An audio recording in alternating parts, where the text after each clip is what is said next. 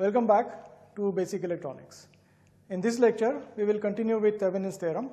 We will consider a circuit with a dependent source and learn how its Thevenin equivalent circuit can be obtained. We will then see how the Thevenin form of a circuit can be converted into another equivalent form called the Norton form. We will illustrate how this Thevenin to Norton transformation can be used in circuit analysis.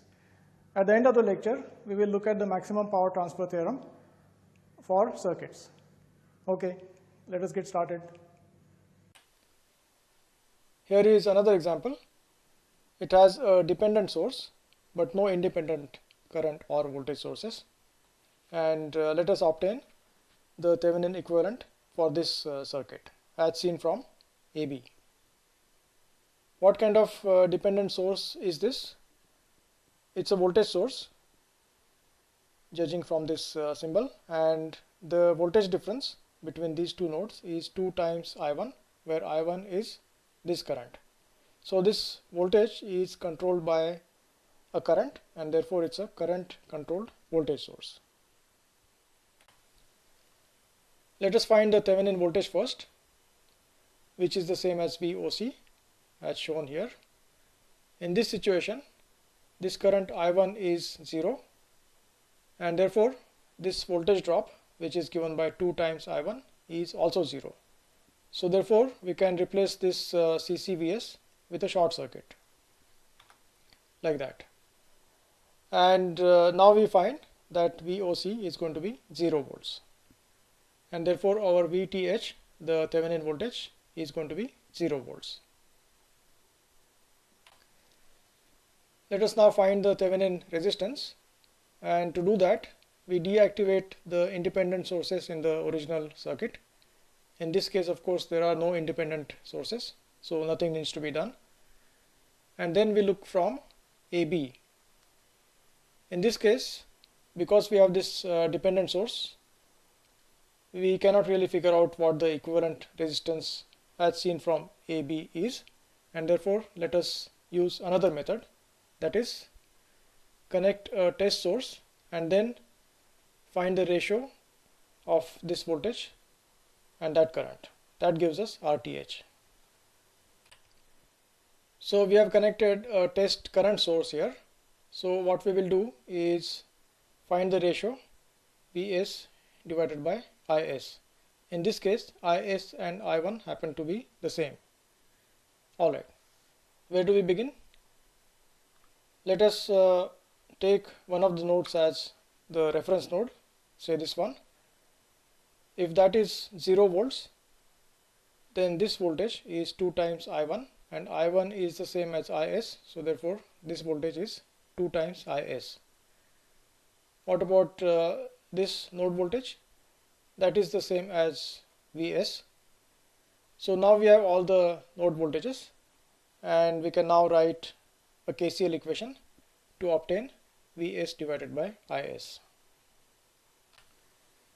And that is our KCL equation at node A. We have 3 currents here, Is, this current, and this current.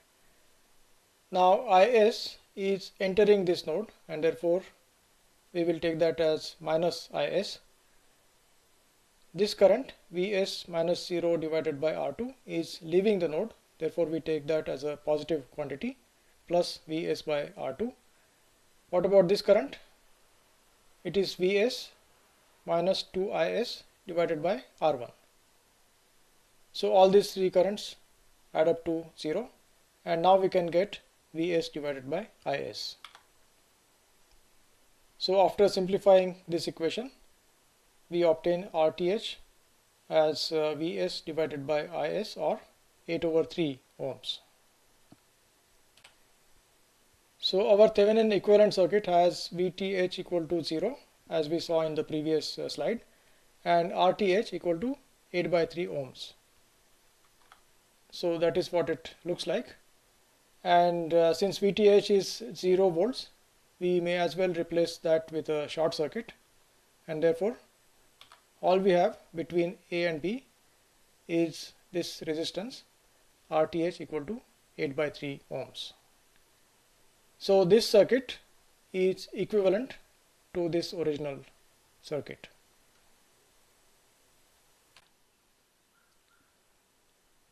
We have seen so far that a linear circuit can be represented by its Thevenin equivalent circuit consisting of a voltage source VTH in series with a resistance called RTH or Thevenin resistance. Now equivalently, we can represent the same circuit with the Norton equivalent circuit shown over here, which consists of a current source IN in parallel with a resistance R Norton or Rn. For these two circuits to be equivalent to each other, we must have some relationship between VTH RTH and IN Rn, and let us now see what those are. Let us consider the open circuit case. For the Thevenin circuit, the open circuit voltage between A and B is simply equal to VTH because this voltage drop is 0. So for the Thevenin circuit, VAB is VTH. For the Norton circuit, this voltage drop between A and B is IN times Rn, and that is what this equation says over here. Now for these two circuits to be equivalent, we require that this voltage must be the same as this voltage, and that gives us the condition that VTH must be equal to IN Rn, like that. Next, let us consider the short circuit case as shown here on the right. What we do here is connect A and B with a wire and look at this short circuit current called ISC, and we do that for the Thevenin equivalent circuit as well as for the Norton equivalent circuit. Alright, for the Thevenin circuit, ISC is simply VTH divided by RTH, this equation here. For the Norton circuit, the voltage drop between A and B is 0, and therefore no current flows through Rn, and therefore IN must flow like that, and that gives us ISC equal to IN. And because the two circuits are equivalent, these two short circuit currents must be equal, and that gives us the second relationship between VTH, RTH, IN and Rn. Let us now use this first relationship and substitute for IN VTH divided by RTH because these two short circuit currents are equal, and then we get VTH equal to IN, which is VTH by RTH, like that, times Rn. This VTH cancels out and we get RTH equal to Rn. Alright, so what this means is, if we know the Thevenin equivalent circuit, we can obtain the Norton equivalent circuit using these relationships here. Rn and RTH are equal, and IN is equal to VTH divided by RTH. So we can go from this circuit to that circuit. Similarly, we can go from the Norton circuit to the Thevenin circuit because RTH is equal to Rn and VTH is equal to IN times Rn, which follows from the equality of these two short circuit currents. Let us consider this problem in which source transformation will be very useful, that is transformation from a Thevenin equivalent to the Norton equivalent and vice versa. Okay, so what is the problem here? We want to find the Thevenin equivalent circuit as seen from AB. As step number 1, what we will do is to convert this Thevenin form consisting of this 32 volts in series with 16 ohms into its Norton equivalent. What is our IN? IN is equal to VTH divided by RTH, or 32 divided by 16, that is 2 amperes. What about Rn? Rn is the same as RTH, that is 16 ohms. So with that transformation, we get this equivalent circuit here. This is our Norton equivalent circuit. IN is 2 amperes, RN is 16 ohms, and the rest of the circuit, all of this, has been left untouched. Alright, now these two current sources, these 2 amperes and this 2 amperes, are actually in parallel. They share the same nodes, and therefore they can be combined into one single source of 4 amperes as shown over here. So we have 4 amperes in parallel with 16 ohms, this resistance, and then we have the rest of the circuit here, like that. Next, let us convert this Norton form consisting of this 4 amps current source with 16 ohms in parallel into its Thevenin equivalent. What is VTH? It is IN times RN, that is 4 times 16 or 64 volts. What about RTH? RTH is the same as RN, that is 16 ohms. So with that transformation, we get this circuit here, 64 volts in series with 16 ohms, and then we have the rest of the circuit, that one. Now these two resistances are in series, and that gives us 16 plus 20, that is 36 ohms, like that. Next, we can convert this Thevenin form into its Norton equivalent as given by this circuit here. What is IN? It is 64 divided by 36, that turns out to be 16 by 9 amperes, and RN is the same as RTH, that is 36 ohms. Now this 36 ohms is in parallel with this 12 ohms, and that gives us 9 ohms as shown here. And now we can convert this Norton form into its Thevenin equivalent. What is VTH? It is IN times RN, so that is 16 by 9 times 9 or 16 volts. What about RTH? That is the same as RN, that is 9 ohms. So now we get this circuit here, and now these two can be combined to give us 15 ohms. So that is our final Thevenin equivalent circuit as seen from AB. Before leaving this example, let us make a couple of important points. One, notice that our numbers have been rather friendly. As an example, take this 36 ohms in parallel with 12 ohms. Now this is a calculation which we can very easily do on paper without using a calculator. In real life, of course, the numbers may not be as nice. For example, this could be 2.7K, this could be 2.2K, and in that case we will end up using our calculator. Our second point has to do with the method that we used. In our calculation, we used source transformations either from Thevenin to Norton or from Norton to Thevenin to go from this original circuit all the way to its final Thevenin equivalent circuit, this one. But that is not the only way to do that. In fact, there may be other ways. Some of them may even be simpler. For example, if we want RTH, we can get that directly from the original circuit. What do we need to do? We deactivate the independent sources. That means we short this voltage source and open this current source. And when we do that, this 16 ohms comes in series with this 20 ohms.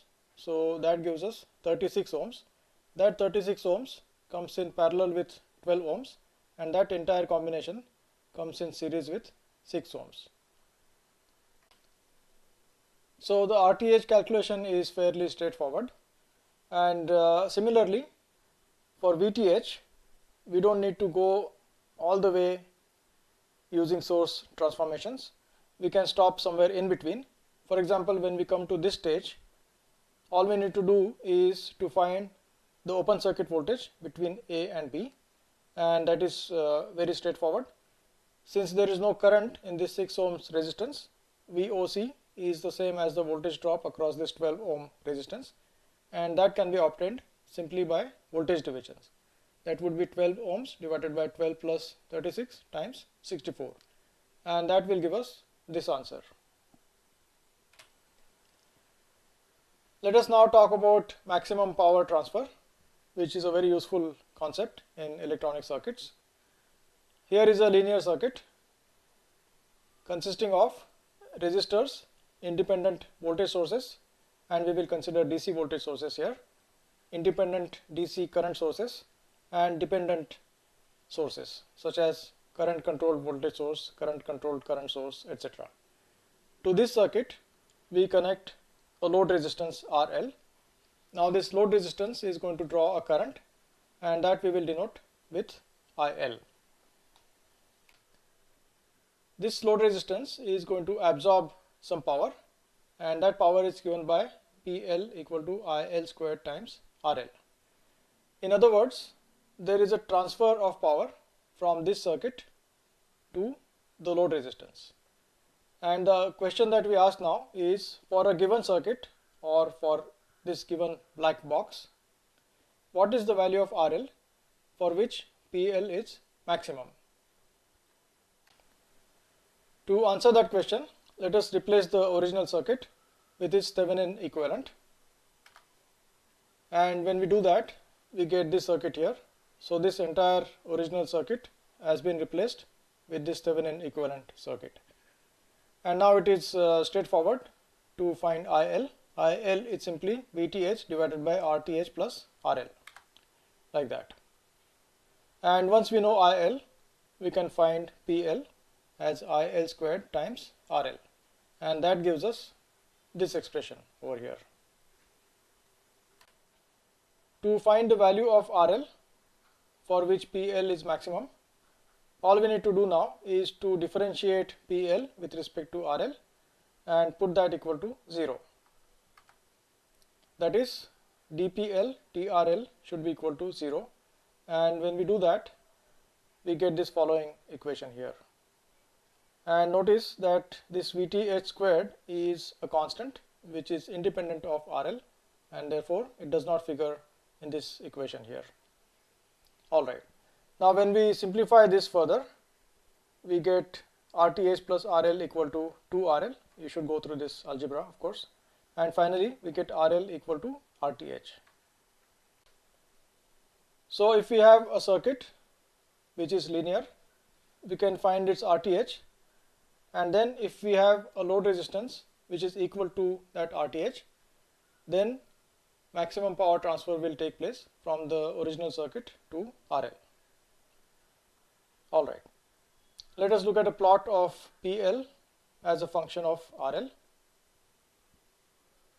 This is where RL is equal to RTH and the function goes through a maximum.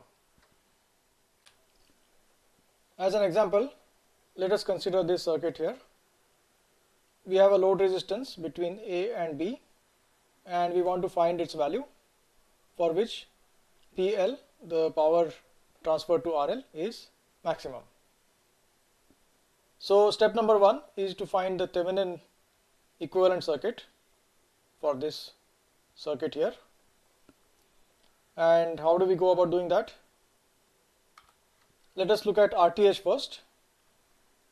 RTH can be found by deactivating the independent sources. That means we short this 12 volts source here and open this 2 amperes source, and then we end up with this circuit over here. Now RTH is simply the resistance as seen from AB, and what do we see? We see that R1 and R2 are in parallel, and that combination is in series with R3. So our RTH is R1 parallel R2 plus R3, that is 3 parallel 6 plus 2 ohms here, and that comes to 4 ohms. Alright, now let us proceed with the calculation of VTH. What is VTH? VTH is the same as VOC. That means we remove RL and find the open circuit voltage between A and B. So let us do that now. So this is our circuit for VTH calculation, and since there are 2 independent sources here, we can use superposition. It turns out to be convenient. So case 1, we have the 12 volts source as it is and 2 amps deactivated, that means replaced with an open circuit. Case 2, we have the 2 amp source as it is and the 12 volt source deactivated, that means shorted. In the first case, VAB is the same as the voltage across R2 because the current here is 0 and so there is no voltage drop across R3, and VOC is then given by voltage division, that is R2 divided by R1 plus R2 times 12 volts, and that turns out to be 8 volts. In the second case, we can first find this equivalent resistance, and that in fact is the same as the resistance we found here, that is 4 ohms, and then the open circuit voltage is 2 amperes flowing through 4 ohms, that is 2 times 4 or 8 volts, like that. And the net open circuit voltage, the Thevenin voltage that we are looking for, is VOC equal to VOC in case 1 plus VOC in case 2, that is 8 plus 8 or 16 volts. So this is our Thevenin equivalent circuit, and we can replace the original circuit as seen by RL with this much simpler Thevenin circuit with VTH equal to 16 volts and RTH equal to 4 ohms. Alright, now we have seen earlier that the power transferred to RL is maximum when RL is equal to RTH, that means RL should be 4 ohms. So we choose RL equal to 4 ohms, then the power transferred from this original circuit to RL is maximum. It is now a simple matter to calculate this maximum power. Let us find IL first. What is IL? It is VTH divided by RTH plus RL, and since RL is equal to RTH, this IL is given by VTH divided by 2 times RTH, like that, and that turns out to be 2 amperes. Once we know IL, we can find the maximum power as IL squared, that is 2 squared, times RL, that is 4 ohms. So that comes to 16 watts. Let us now look at the simulation results for the example we just discussed, and the circuit file is given over here, so you can also try out the simulation and look at the results. Here is our circuit, and what we are going to do is plot the power absorbed by RL, that is the power transferred by this circuit to RL as a function of RL. We will also plot the current through RL and the voltage across RL as a function of RL. First, let us look at IRL, that is this current, as a function of RL, and that is given by this red curve over here. When RL is 0, what is the current through RL? We can look at this circuit and find that out. When RL is 0, the current is 16 volts divided by 4 ohms, that is 4 amperes, and that is what is seen over here. As RL is increased, the resistance in the circuit increases, and therefore the current goes down, like that. Eventually, of course, it will reach 0. Next, let us look at this voltage across RL, denoted by VL over here, as a function of RL, and that is given by this blue graph here. What is VL? It is RL divided by RL plus RTH times 16 volts. If RL is 0, VL is going to be 0, and that is our starting point here. As RL is increased, VL also increases, and eventually if RL becomes very large, then this entire voltage is going to appear over here. So this blue graph is going to approach 16 volts as RL tends to infinity. Now the power transferred to RL is given by the product of VRL and IRL. VRL increases as RL increases, whereas IRL decreases as RL increases. So clearly the product of these two is going to go through a maximum at some point, and that is what is happening over here.